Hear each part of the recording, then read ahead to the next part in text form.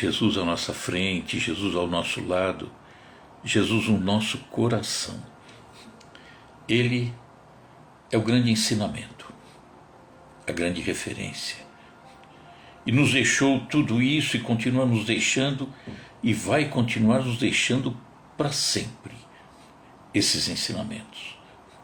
Nós sabemos, a doutrina nos mostra, que o ensinamento dele foi muito maior, e estamos resgatando aos poucos, através das mensagens, dos livros, das orientações.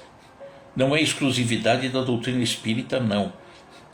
Nós percebemos a presença de Jesus num sermão bem conduzido por um pastor, por um padre, quando fala com tanta propriedade a respeito de Deus, a respeito de Jesus, quando orienta aqueles que comparecem à sua igreja, seu templo, orienta de forma tão carinhosa, para que todos possam sair melhores do que entraram. Jesus, então, sempre conosco, mas nos pedindo a responsabilidade, nos pedindo seriedade naquilo que fazemos. E buscar o ensinamento de Jesus não é só na superfície. Nós temos que ir fundo desse ensinamento, raciocinar, discutir, pensar muito, porque a cada nova oportunidade nós vamos angariando um entendimento muito maior, que vai preenchendo o nosso coração e nos trazendo cada vez mais a paz. Pensemos nisso. Que assim seja, graças a Deus. Boa noite, amigos, todos vocês. Estou vendo aqui a Landinha, chegou. A Priscila. Tudo bem, velho amigo Almeida? Vamos, então, entrar hoje nesse tema. Zaqueu e a parábola dos talentos. Vamos lá. Vai falar a respeito de riqueza, né? E a riqueza sempre foi algo muito questionado entre os cristãos. Nossa, parece que é pecado. A riqueza é condenada, foi condenada. Não, de forma nenhuma. E coisa do mal também não é fator de perdição do homem. Não, né? Então, haveria alguma condenação aos ricos? Coisa absurda, né? Não há como entender. Mas os textos evangélicos nos dão essa impressão. Se nós não pararmos, não raciocinarmos, não tentarmos entender, muitos vão julgar que isso aí é perdição. Vamos ver aqui dois textos evangélicos que, para quem simplesmente lê e não raciocina, pode até ficar essa impressão de que é algo pernicioso para a vida humana.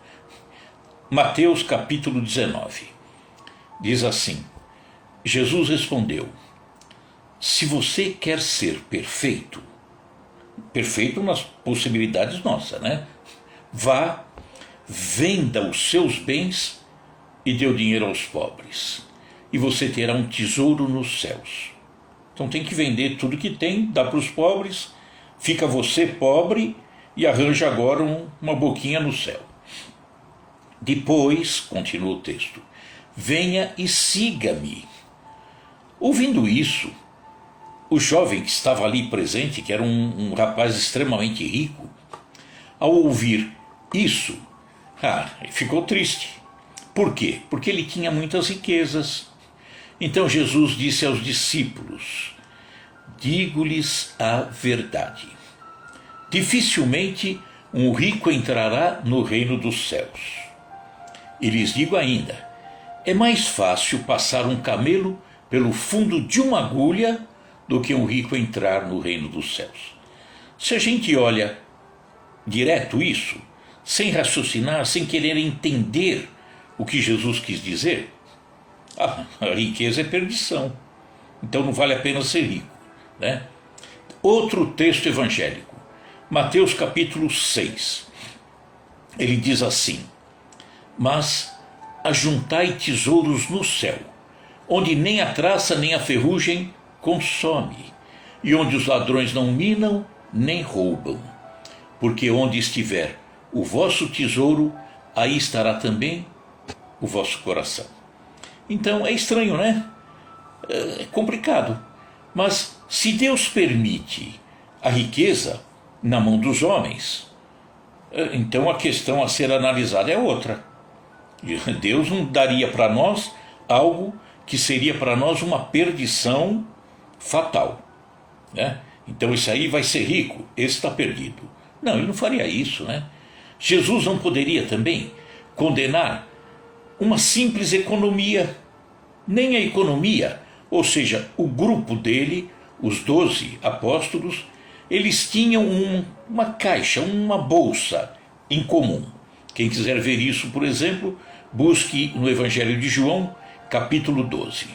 E ele diz assim, desse trecho: então Maria era irmã de Lázaro, que morava em Betânia, bem encostadinho em Jerusalém. Então Maria, tomando um arrátel, um recipiente de unguento de nardo puro, de muito preço, custava caro, ungiu os pés de Jesus e enxugou-lhe os pés com os seus cabelos, e encheu-se a casa do cheiro do unguento. Então, um dos discípulos de Jesus, é citado lá o nome, mas eu tenho o direito de não concordar com essa posição, né? Está lá no Evangelho, para mim aquilo foi mexido. Então ele cita o nome de um discípulo que eu admiro, mas que a humanidade não o tem em boa conta.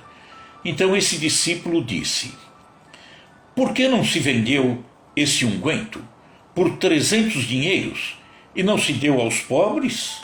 Estava questionando. Mas Maria fazia com tanto amor, com tanta dedicação, né, ali, perfumando os pés de Jesus. Ora, então ele disse isso, não pelo cuidado que tivesse com os pobres, não tinha, mas porque esse discípulo, nessa visão, que eu não concordo, era ladrão e tinha a bolsa, cuidava do dinheiro, né, e tirava o que ali se lançava. Não concordo. Então, economizar, se pensarmos nisso, economizar é um dever de toda pessoa responsável, né?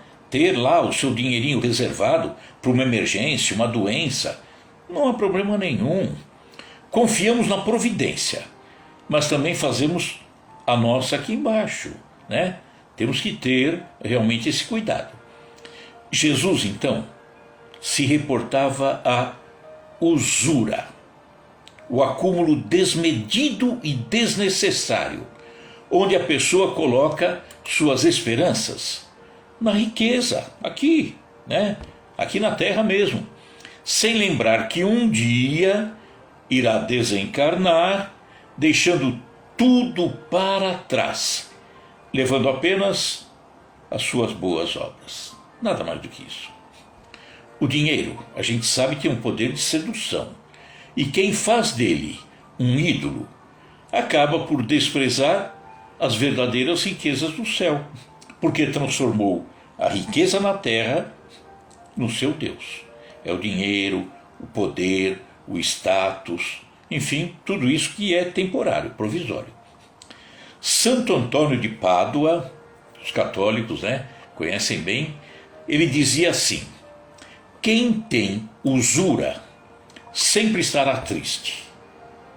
Quem tem esse apego, né, sempre estará triste, porque adquire a riqueza com trabalho, guarda a riqueza com temor e perde a riqueza com dor. É questão do apego. Se tem um apego, fatalmente ele viverá sem a paz. Enquanto está aqui com a sua riqueza, está preocupado, alguém vai roubar, vai ficar sem a riqueza, e quando for embora, a gente sabe, né? O espírito, ele continua vivendo, continua ligado às coisas, e aí ele vai sofrer porque alguém está gastando a sua riqueza. Isso se chama inferno. Esse é o inferno, é o sofrimento, né? Nós vamos contar uma historinha que fala exatamente de Zaqueu. Zaqueu era rico, né? E essa historinha, vamos prestar bem atenção para a gente ver o que foi dito a respeito dele e como Jesus chegou no coração de Zaqueu e Zaqueu se modificou por completo. Já estava se modificando, aliás. Vamos pensar que a condenação das riquezas se firmara no espírito dos discípulos de Jesus. E ali criou profundas raízes. Eles entendiam então que a riqueza era algo condenável, né? E a tal ponto que, por várias vezes, Jesus teve que intervir na conversa dos discípulos para tentar colocar a coisa no eixo.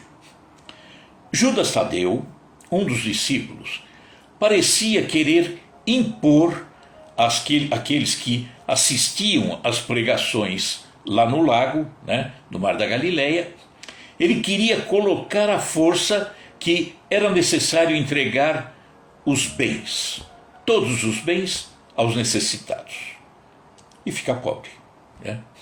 Felipe, outro discípulo, não vacilava em afiançar que ninguém deveria possuir mais do que uma camisa, constituindo uma obrigação tudo dividir com os infortunados, privando-se cada qual do indispensável à vida. E aí ele fala, Levi, que é Mateus depois, né? E quando o pobre nos surge somente nas aparências, só na aparência ele é pobre. E ele continua falando, Levi. Olha, ele era coletor de impostos. Ele diz assim: conheço homens abastados que choram lá na coletoria, onde ele arrecadava impostos, né?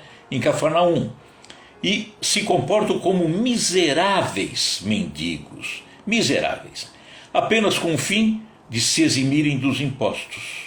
Interesses, né? Continuava ainda Levi.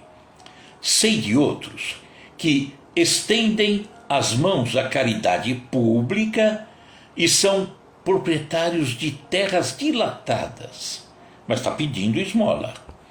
Estaríamos edificando o reino dos céus se favorecêssemos a exploração? Será que a gente estaria certo em favorecer essa exploração? E aí Pedro, Simão Pedro, diz: olha, tudo isso é verdade, de fato acontece, né? Entretanto, Deus nos inspirará sempre nos momentos oportunos e não é por essa razão que deveremos abandonar os realmente desamparados. Deus vai ajudar no discernimento. Entretanto, não podemos deixar os desamparados de fato à mercê, né? Levi, então, diz, porque ele não se comportava, não se dava por vencido. Ele diz assim: a necessidade sincera deve ser, sim, objeto incessante do nosso carinhoso interesse, né? A necessidade sincera.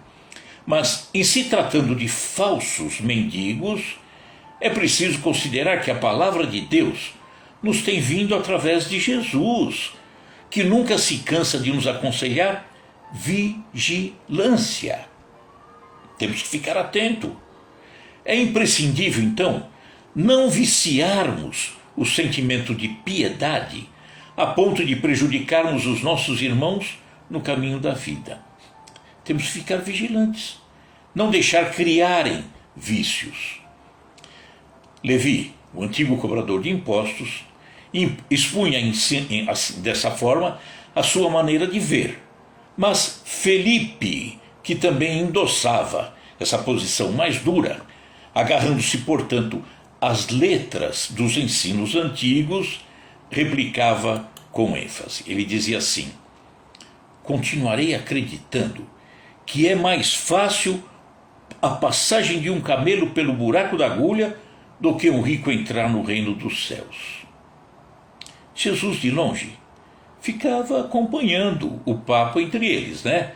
E deixava que os raciocínios acontecessem e aguardava a oportunidade certa para intervir, para esclarecer aos discípulos essa posição. Então a gente já percebe que a questão da riqueza realmente criava dificuldades para entender, para se entender, como ainda hoje existe essa dificuldade, né? E aí vamos continuar. Passava-se o tempo e as pequenas controvérsias com relação a esse assunto continuavam. Chegara, porém, o momento de Jesus fazer a sua derradeira viagem a Jerusalém. Ele seria morto. Então ele decide sair da Galileia e ir para Jerusalém. Mas antes, ele decide passar por Jericó, também no deserto da Judéia, né? E ali ele encontra, quando ele chega em Jericó, ele encontra grandes multidões que ficavam ali à espreita dele, esperando, à beira dos caminhos. E havia ali um publicano, cobrador de impostos, tal qual Levi, tá? Levi era publicano. E ali em Jericó havia um publicano, cobrador de impostos também, de nome Zaqueu.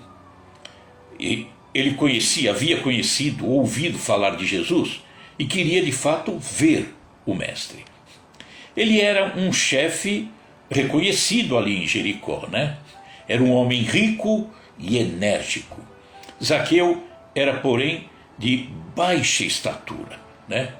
E ele procurava ver Jesus. O que ele faz para ver Jesus? Jesus ia passar por ali, mas aquela multidão na frente dele não permitia que ele, de baixa estatura, conseguisse ver o mestre. E aí ele sobe a um sicômoro. Sicômoro é uma espécie de árvore que tem muito naquela região. Então ele sobe no sicômoro para ver Jesus no momento em que ele fosse passar por ali. O coração dele, cheio de curiosidade, de sensações alegres, né? E aí ele vê aproximar-se Jesus. E ficou admirando, porque Jesus tinha um porte maravilhoso, né? Uma simpatia que realmente cativava. Muito surpreendido, Zaqueu verifica, que o mestre para bem diante do sicômoro e olha para o alto. E diz: Zaqueu, desce dessa árvore, porque hoje necessito de tua hospitalidade e da tua companhia. Era Jesus convidando Zaqueu a descer e ir até a casa dele, Zaqueu.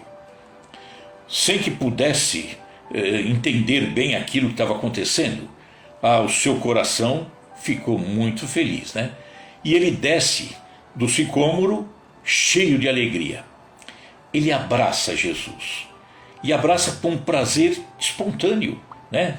Ele estava tão necessitado de conversar com Jesus, de sentir Jesus, que vai dar aquele abraço apertado.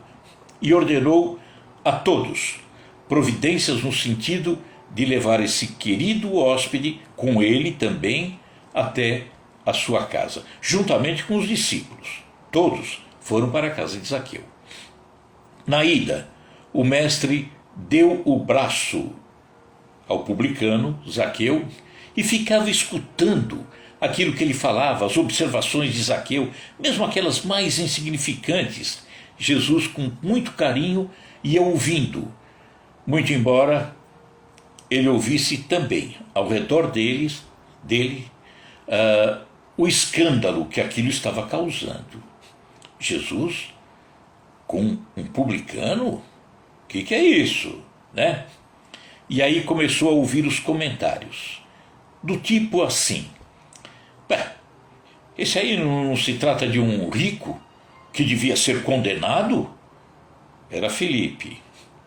E aí nós vamos ver Pedro dizer assim: como justificar tudo isso? Se Zaqueu é um homem de dinheiro e pecador perante a lei. E Jesus, de braços dados com Zaqueu, e ouvindo as menores coisas que Zaqueu fazia questão de falar, tão emocionado como ele se encontrava. Rapidamente, em pouco tempo, toda a comitiva penetrava a residência de Zaqueu, que não ocultava a alegria, o contentamento em ver Jesus entrando na sua casa. E aí nós vamos fazer um parênteses. Zaqueu tinha baixa estatura. E nós, a humanidade, quantas vezes precisa encontrar Jesus em razão da sua baixa estatura? Que baixa estatura? Baixa estatura moral. Precisa encontrar o Mestre, precisa crescer e fazer o que Zaqueu fez. Zaqueu permitiu que Jesus entrasse na sua casa. Que casa? Só aquela de pedra, de blocos? Não. Aqui dentro, Zaqueu já tinha Jesus aqui, se instalando aqui dentro da sua casa, né? Então, era uma alegria enorme para Zaqueu receber Jesus, e aquilo ficou marcado eternamente no coração dele. Já estava terminando o dia, e Zaqueu mandou oferecer uma refeição para todo aquele povo que estava lá dentro, né? Em sinal de alegria, de contentamento, e ele se senta ao lado de Jesus, né? E dos discípulos também que estavam próximos. E a palestra ali, naquele momento, a conversação, versava sobre a nova doutrina que Jesus estava espalhando, né? Nova doutrina. E Zaqueu, já ouvindo o burburinho que Jesus, na visão dos discípulos, condenava a riqueza, as riquezas, Zaqueu já tratou de colocar a posição dele, né? E aí Zaqueu começa a esclarecer nessa conversação com toda a sinceridade da sua alma, dizendo: Jesus, é verdade que tenho sido observado como um homem de vida reprovável, porque o publicano tinha, não vou dizer geral, a gente não sabe, mas quase que geral, uma mania de cobrar impostos e, na hora de encaminhar para Roma, sem querer, um pouquinho daquele valor ficava esquecido dentro do seu bolso. Esquecido, né? Então Zaqueu diz isso: olha, eu tenho sido observado por muitos como um homem de vida reprovável, mas desde muitos anos já venho procurando empregar o dinheiro de modo que represente benefícios para as pessoas, né? Para todos aqueles que me rodeiam, todos aqueles que participam da minha vida. Compreendo, Jesus, que aqui em Jericó havia muitos pais de família precisando de trabalho, né? E aí eu abri espaço para que eles tivessem essa oportunidade nos serviços de criação dos animais, de cultivo da terra. E olha, Jesus, até de Jerusalém, muitas famílias já vieram buscar essa oportunidade, né, para conquistar o indispensável para a vida. E eu faço isso com alegria, falou Zaqueu. Jesus diz: Zaqueu, abençoado seja o teu esforço. E Zaqueu ouvindo aquilo, né? Poxa, ganhou forças novas, Zaqueu. Estou fazendo certo. Estou corrigindo o que fiz de errado no passado. E aí continua Zaqueu falando: olha, os servos de minha casa, os que trabalham para mim, nunca me encontraram sem a sincera disposição de servi-los. Ele era o Senhor, mas ele servia aqueles que o serviam.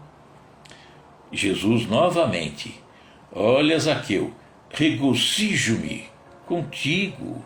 Ah, maravilhoso, porque todos nós somos servos do nosso Pai. Iguais, todos somos rigorosamente iguais. Zaqueu que tantas vezes havia sido condenado pelas pessoas e às vezes de muitas formas até injustamente, experimentou uma satisfação fantástica. A palavra de Jesus era para ele uma recompensa valiosa à sua consciência dedicada ao bem coletivo agora. Ele se preocupava com a coletividade, não consigo só. Ele se preocupava com os outros.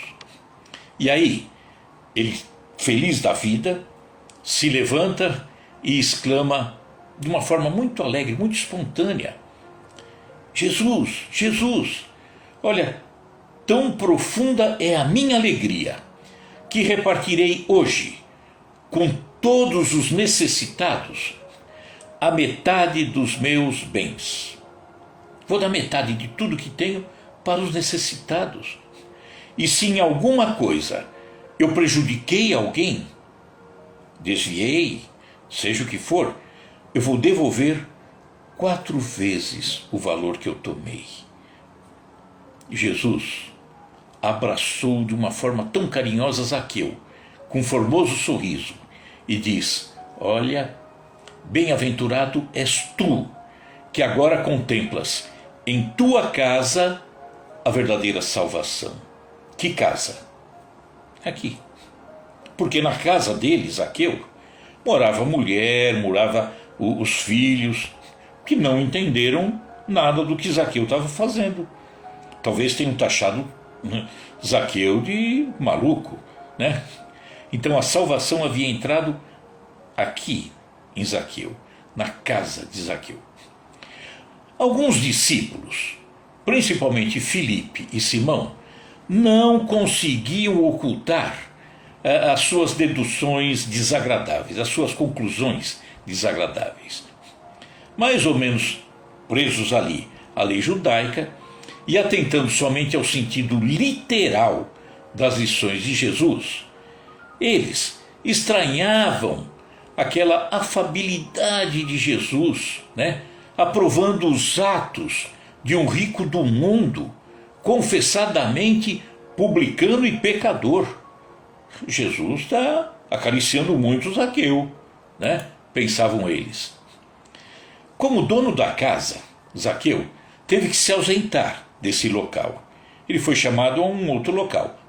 E ali ficaram os discípulos, Jesus, e de repente Pedro e outros começaram numa chuva de pequenas perguntas a Jesus, falando: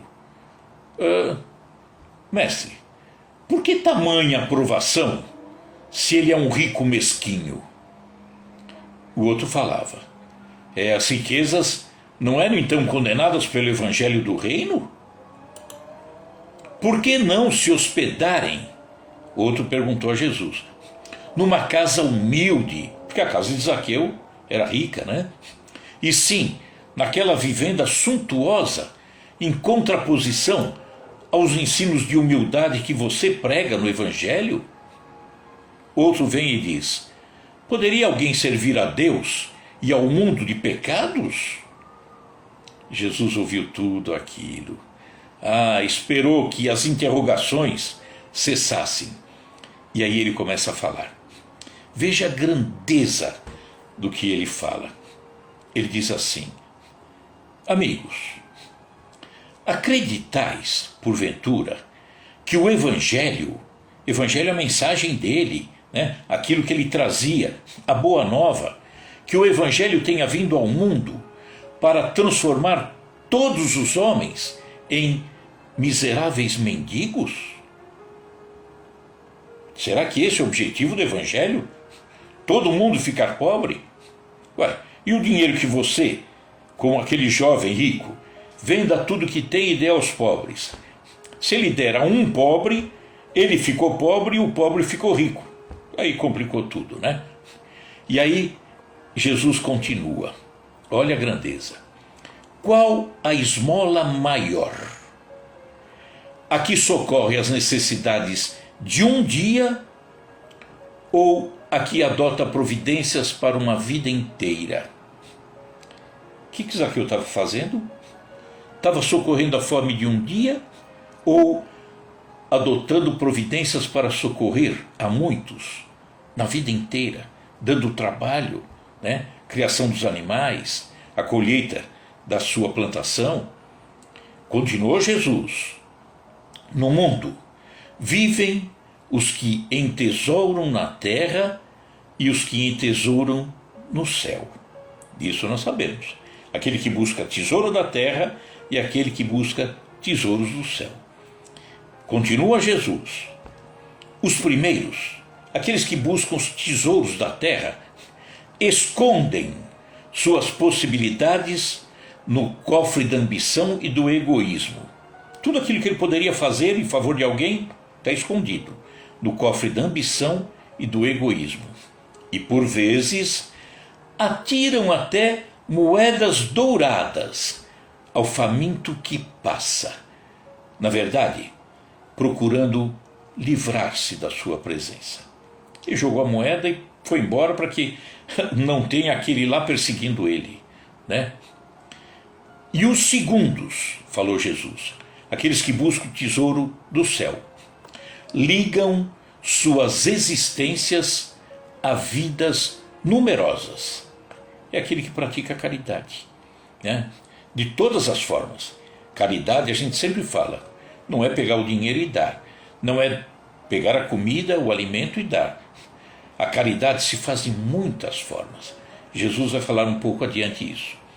Então ele diz, Jesus, os segundos, aquele que buscam juntar os tesouros do céu, ligam as suas existências a vidas numerosas, ou seja, está ajudando muita gente, fazendo de seus servos e dos seus auxiliares de esforços a continuação da sua própria família.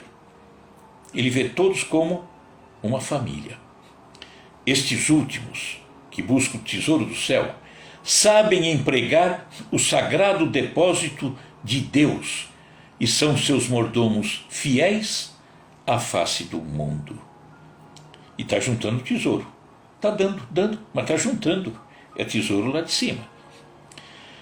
Os discípulos de Jesus ouviram isso, né? Espantados, porque era coisa nova para eles. E aí Filipe, que era aquele que criticava muito, desejoso de se justificar na sua forma de pensar, né? E aí ele exclama, mas, senhor, eu não compreendia bem então, porque trazia o meu pensamento fixado nos pobres que a vossa bondade nos ensinou a amar. Mas que pobre? O pobre humilde, abandonado, o pobre caído. Sim, temos que pensar neles. Esses são pobres de fato, né? Caídos, sem o alimento, sem o socorro, sem o remédio, são realmente.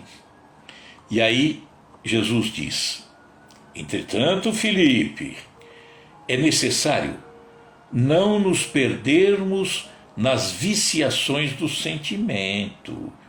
Será que só eles são pobres? E aí Jesus diz, nunca ouviste falar numa terra pobre, numa árvore pobre, animais desamparados, ouviste? E acima de tudo, falava Jesus, nesses quadros da natureza a que Zaqueu procura atender, né, que é um quadro muito maior, não vês o homem, nosso irmão? A árvore pode não ser pobre, né? O espaço pode não ser pobre, mas existe um homem pobre. Não aquele que talvez não tenha o alimento, né? Necessariamente não. E aí Jesus diz assim, olha que importante, qual será o mais infeliz dos pobres? O mendigo sem responsabilidade, a não ser a de sua própria manutenção. Aquele mendigo que está vasculhando, infelizmente, lata de lixo para comer e depois ir embora, né? A vida dele é isso, não consegue ter nada além disso. Então, qual o mais infeliz? Jesus pergunta. O mendigo, sem responsabilidade nenhuma, a não ser da sua própria manutenção, ou um pai carregado de filhinhos a lhe pedirem o pão? E às vezes nós não damos. Mas para o mendigo que está caído na rua, esse damos. E precisamos sim dar, porque ele está passando fome. Mas esquecemos que muitas vezes a miséria maior, a dor maior, está num pai que está cheio de filhinhos sem a comida, sem a oportunidade de esclarecimento, de um bom cuidado, né? Como André, nesse momento, André era irmão de Pedro, observasse Jesus, né, com um grande brilho nos olhos, maravilhado com essas explicações todas, o mestre acrescentou: sim, amigos, ditosos, felizes, os que repartirem os seus bens com os pobres, né? Mas bem-aventurado também os que consagrarem suas possibilidades aos movimentos da vida, cientes de que o mundo é um grande necessitado e que sabem, assim, servir a Deus com as riquezas que lhes foram confiadas. Ele está dizendo, é bom socorrer o pobre, sem sombra de dúvida, mas o mundo, né, numa esfera maior, está precisando de ajuda, porque ajudando o mundo ajudará as pessoas, e as pessoas deixarão de ser mendigos, né? Era isso que Jesus queria falar. Olha, existe o pobre isolado, mas existe um pobre que muitas pessoas em torno dele necessitam que ele melhore. Eu me lembro, cheguei a falar uma vez, quando nós trabalhamos para melhorar o mundo em todos os aspectos, não é só na parte financeira, mas no entendimento, no desenvolvimento moral, numa compreensão maior. Quando estamos trabalhando, nós vamos fazer com que isso se irradie na sociedade e que muitas pessoas estarão aprendendo e crescendo e divulgando. E aí, o que eu comentei foi uma visita que Divaldo, eu nunca esqueço disso, que Divaldo fez a uma casa espírita, que distribuía cestas básicas naquele dia, o trabalho da assistência social. E ele ali foi convidado, Divaldo, ele estava vendo a entrega das cestas, e o dirigente se dirige a ele e diz, olha, Divaldo, aquela senhora que recebeu a cesta, essa senhora é atendida por nós não sei há quantos anos. Olha, a que está recebendo agora é filha dela. Nós também atendemos há, sei lá, tantos anos. E agora começamos a atender a filha dela, que também agora precisa da cesta básica. Divaldo diz, nossa, maravilhoso, muito bom, fantástico isso, né? Ajudando. Mas alguma coisa falhou. O que, Divaldo? A avó precisou de ajuda e está sendo ajudada uma vida inteira. A filha dela, assim que precisou, começou a ser ajudada a vida inteira. E agora é vez da neta. Se tivesse orientado essa família, dado uma profissão, oportunidade de trabalho, elas não precisariam estar recebendo cesta básica a vida inteira. Elas estariam trabalhando. Esse ou essa é a grande oportunidade, a oportunidade do trabalho. Então, tudo bem, ajudar aquele que precisa sim, mas o mundo precisa modificar-se para dar oportunidade a muito mais pessoas que crescerão dessa forma, né? Tendo a oportunidade. Seguindo a historinha. Em seguida, Zaqueu mandou servir, né, a mesa para que todos se alimentassem. Jesus partiu o pão, né, distribuiu com todos, e aí, impulsionado, né, pela grande alegria, o chefe da casa, Zaqueu, apresentou a Jesus os seus filhos, né, e mandou os seus servos para festejarem aquela noite magnífica. Todos os servos dele estavam ali. Então a gente percebe que Zaqueu fazia questão que todos participassem, não só filho, esposa, mas os trabalhadores da casa também. Nos terreiros amplos da casa, porque era uma casa enorme, via-se crianças e velhos felizes cantando hinos, de alegria, enquanto jovens, em grande número, tocavam flautas, enchendo de harmonia o ambiente. Em outras palavras, a felicidade era geral. Todo mundo estava feliz com aquela visita. Era uma grande festa. Quem propiciou isso? Zaqueu, convidando Jesus. Zaqueu foi o polo irradiador dessa felicidade. Ele que espalhou isso tudo, não só para aqueles que eram muito próximos, filho, esposa, mas aqueles próximos, a quem ele tinha muito reconhecimento e que o serviam, os seus trabalhadores. Foi então que Jesus, reunido com todos, contou a formosa parábola dos talentos, que está narrada nos evangelhos. E aí ele pousa em Zaqueu um olhar lindo de reconhecimento e diz: bem-aventurado sejas tu, Zaqueu, servo bom e fiel. E os discípulos agora começavam a entender a questão da riqueza, A parábola dos talentos, eu vou ler para vocês. Acredito que a grande maioria conheça, Parábola dos talentos, que diz assim, está em Mateus, capítulo 25, que diz assim: vigiai, pois, porque não sabeis o dia nem a hora que o Filho do Homem há de vir. Porque isso é também como um homem que, partindo para fora da terra, chamou os seus servos e entregou-lhe os seus bens. E a um deu 5 talentos, a outro 2, e a outro 1, e a cada um segundo a sua capacidade de gerir, esses talentos. E ausentou-se logo para longe. E tendo ele partido, o que recebera 5 talentos, negociou com eles, e granjeou outros 5. Aplicou os talentos dele, que eram 5, e gerou mais 5, passou a ter 10. Da mesma sorte, o que recebera 2, granjeou também outros 2. Por que o dono da propriedade deu 5 para um, 2 para um e 1 para outro? Porque aquele que recebeu 5 já tinha demonstrado que ele tinha qualidades para fazer aqueles 5 prosperarem.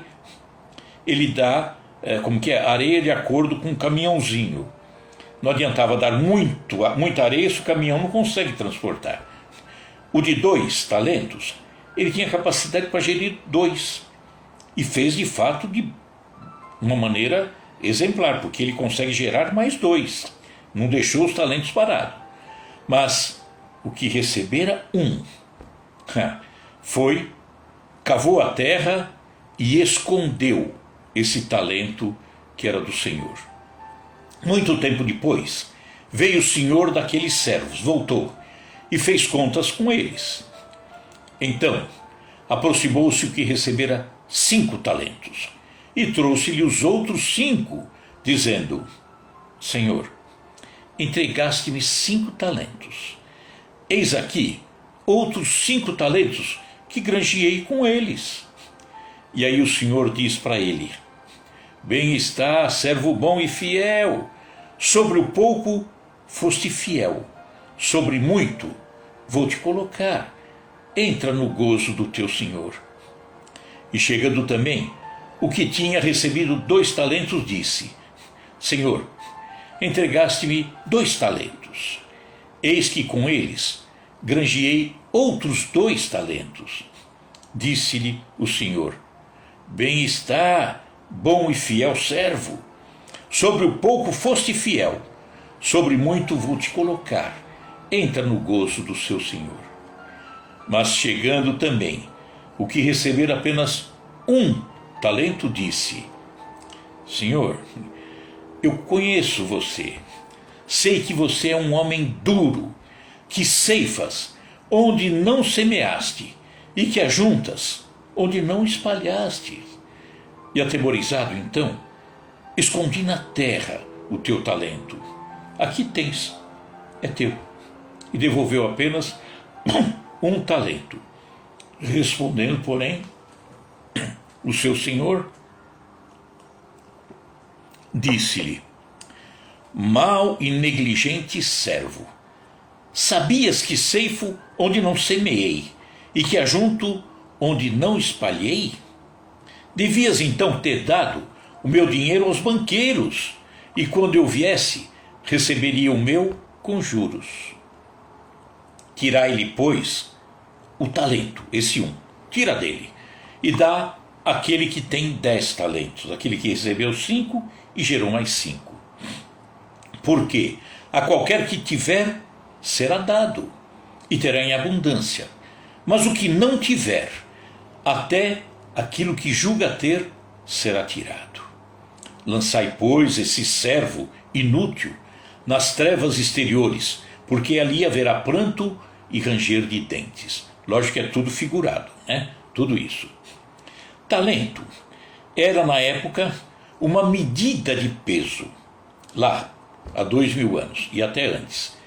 O povo hebreu utilizava o talento para quantificar, por exemplo, metais, que ia do ouro, passava pela prata, ia até o cobre, o ferro. Por esse motivo, o talento era também utilizado como uma unidade monetária, tá? Quando ele fala em talento. Só que o talento, como unidade monetária, como ele tinha a possibilidade de ter ouro, imagine o valor, era enorme, né?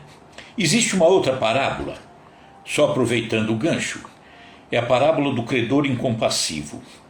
Era um homem que devia ao seu senhor, devia 10.000 talentos, ou seja, era uma dívida impagável, não tinha como pagar.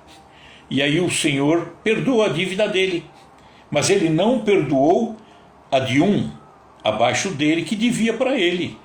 Quer dizer, recebeu o benefício, mas não transferiu o benefício para o de baixo, né? Que falava então da misericórdia de Deus, né? Mas vamos entender esse talento na parábola dos 10 talentos que nós demos ela inteirinha. Talento é tudo o que recebemos do Criador. Tudo, rigorosamente tudo. Podemos entender talento como sendo a vida, como sendo a saúde, como sendo o tempo, como sendo as oportunidades, a riqueza aqui também, né? A família, a inteligência, tudo isso, talentos, que nós recebemos, mas precisamos fazer render, frutificar, multiplicar, porque senão nós guardamos só para nós, não faz sentido, né? Na parábola, aquele que recebeu 5, quando o Senhor vem, ele entrega 5 mais 5.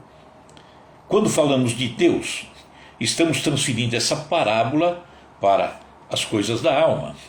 O Pai, ele não precisa receber o rendimento daquilo que ele nos propiciou. Ele nos deu a saúde. Olha, a saúde mais outra saúde. Tempo, você me deu tempo, Pai. Toma mais tempo, não tem como, né? Não faz o menor sentido, né? Então nós não temos que devolver os talentos ao Pai. Ele nem receberia de volta, tá? Ele se alegra, sim, o Pai, Deus, em ver que nós destinamos os talentos que recebemos, saúde, tempo, alegria, família, tudo isso, né? Que nós destinamos para render rendimentos, obter rendimentos desse talento que recebemos junto ao próximo. Isso é prosperar. Eu tenho tempo? Tenho. Estou dando o meu tempo em favor do próximo. Pronto, já frutificou. Mas você perdeu o tempo? Não, eu melhorei o tempo. Aproveitei o tempo. Eu dei o meu tempo para que outro se aproveitasse, aprendesse, crescesse, se modificasse. Isso, o Pai se alegra. Eu não preciso devolver para ele o tempo. Eu passo para o outro a oportunidade do uso do meu tempo em favor dele, né? Então, o Pai se alegra com isso, quando nós temos essa aplicação, né? Isso se chama, então, servir o semelhante. A parábola dos talentos é isso. Zaqueu fez isso, fez rigorosamente isso. Ele colocou as oportunidades dele em favor do próximo. E isso é maravilhoso. E aí, hoje, muitas pessoas não entendendo, criticam. Ah, é a riqueza, não pode, a pessoa é rica e está perdido. Está perdido nada. Zaqueu não se perdeu. Zaqueu soube aproveitar. Teve talvez um início assim não muito correto, mas depois ajustou-se e fez de forma maravilhosa. O passado ficou no passado, né?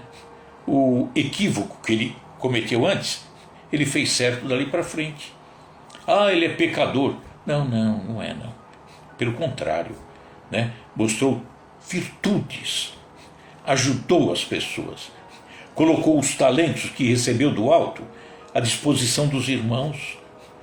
E tem até um livro, eu não vou recordar agora o nome, é de Ivone do Amaral Pereira, uma médium fantástica.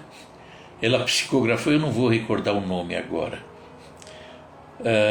que narra, foi ditado pelo espírito Leon Tolstói. Leon Tolstói, enquanto encarnado, ele tinha uma admiração por Zaqueu, por essa passagem de Zaqueu, né? E ele via o crescimento de Zaqueu, a beleza de Zaqueu. E ele, fascinado com a figura de Zaqueu, desencarnado, Leon Tolstói, ele depois se comunica através de Ivone do Amaral Pereira, que escreve esse livro que me escapou o nome agora, não recordo. Ele narra, Leon Tolstói, que na espiritualidade, ele caminhando, de repente ele se depara com um grupo de espíritos e ao centro, como se fosse um mestre, ensinando aquele grupo. E quando ele passava ali, Leon Tolstói, o espírito, ele ouve um espírito se dirigir a esse mestre. Mestre Zaqueu, e faz uma pergunta. E Leon Tolstói para. Zaqueu? Será que é aquele Zaqueu? E ali ele ficou esperando. Quando terminou a reunião deles, Leon Tolstói, o espírito, vai até o espírito Zaqueu e conversa com ele. E ali, nessa conversação, Zaqueu diz a Leon Tolstói que depois dessa oportunidade que nós narramos, que foi receber Jesus na sua casa, ele entregou metade dos seus bens para os pobres. A quem ele tinha lesado no passado, ele devolveu 4 vezes mais. Deixou valores para serem utilizados pela família, para que não passassem necessidade. E ele foi em busca de Jesus. Queria encontrar Jesus. Passou por dificuldades, né? Mas ele seguiu adiante. E depois, ainda, Zaqueu narra a Leon Tolstói. Leon Tolstói faz essa confidência a Ivone do Amaral Pereira, que Zaqueu teria dito que a última encarnação dele teria sido como Adolfo Bezerra de Menezes Cavalcante. Maravilhoso. Quem já viu a história de Bezerra de Menezes, um dia vamos contar aqui. Bezerra de Menezes, que tinha a oportunidade de ser rico, tinha a oportunidade de amealhar tanto, médico, né? Na verdade, ele tinha 2 consultórios. Um, ele atendia, recebia pela consulta, pegava o dinheiro. Ele tinha o segundo consultório, era dos pobres. O dinheiro que ele recebia, ele dava em alimento, remédio, não cobrava nada. Alimento, remédio, roupa, a ponto da sua esposa ter que dizer a um amigo dele, Bezerra: olha, você que tem tanta amizade, Fala com ele, vê se dá para sobrar um pouquinho, porque ele esquece da gente até, de tanto que ele socorre os pobres. Teria sido Zaqueu. Ou seja, era a questão do apego. Continua sendo a questão do apego. Quando transformamos as riquezas da terra em deuses, porque nos apegamos, estamos perdidos. Quando a riqueza da terra que cai em nossas mãos é o saber, estudar, comunicar, ter a riqueza para dar, mesmo que seja, o alimento, tudo. Quando nós sabemos fazer isso de forma correta, juntamos tesouros do céu. Então, riqueza é proibido? Não. Riqueza é pecado? Não. O problema está na forma como utilizamos isso tudo. Eu posso ter o tempo do mundo, todo o conhecimento do mundo, mas se eu não distribuo, eu conheço a parte teórica, a prática, daquilo de bom que eu aprendi, eu quero só para mim. Não aprendi. Combinado? Então, vamos encerrar? Vamos ver quem mais está aí. Bom, tem mais gente aqui, depois a gente procura. Valderez, tudo bem, Valderez? Marisa Moura, Mônica, opa, família toda aí, que bom. Vamos encerrar então com a prece, tá? Fechando os olhos. E ao nosso lado Jesus, sempre Jesus, que através dos seus ensinamentos está nos dando a oportunidade de abrirmos os nossos olhos e entendermos essas coisas, se quisermos estudar, se quisermos analisar. E aí, abrindo os olhos, vamos ver quantas oportunidades temos de fazer coisas boas nesse mundo. Todos nós, sem exceção, podemos fazer coisas maravilhosas. Então, que Jesus esteja sempre ao nosso lado, e está. E que todos nós consigamos perceber a sua presença, que nem todos percebem. A sua presença ao nosso lado, para que possamos sempre crescer. Que assim seja, graças a Deus. Vamos ver aqui.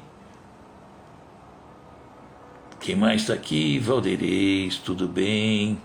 Mônica. Ei, tem tanta gente boa aqui. Denise Santos, velho amigo, Francisca Benício, tá? Doutor Faria também. Grande abraço, pessoal. Gratidão pela paciência. E tudo isso que a gente vai vendo, a gente vai buscar, a gente tem que buscar refletir. Eu faço muito isso, Vejo alguma coisa, vou refletir, vou pensar, estou fazendo errado aqui, deixa eu tentar arrumar. Consigo arrumar? Alguma coisinha assim. E a outra? Ou outras? Bom, não consegui hoje, amanhã eu vou tentar. É assim que a gente busca a perfeição. Perfeição possível naquele dia. Só isso. E aí a gente vai melhorando. Combinado, pessoal? Obrigado pela paciência. Um grande abraço. Bom final de semana para todos nós. Tá? Tchau, tchau. Obrigado.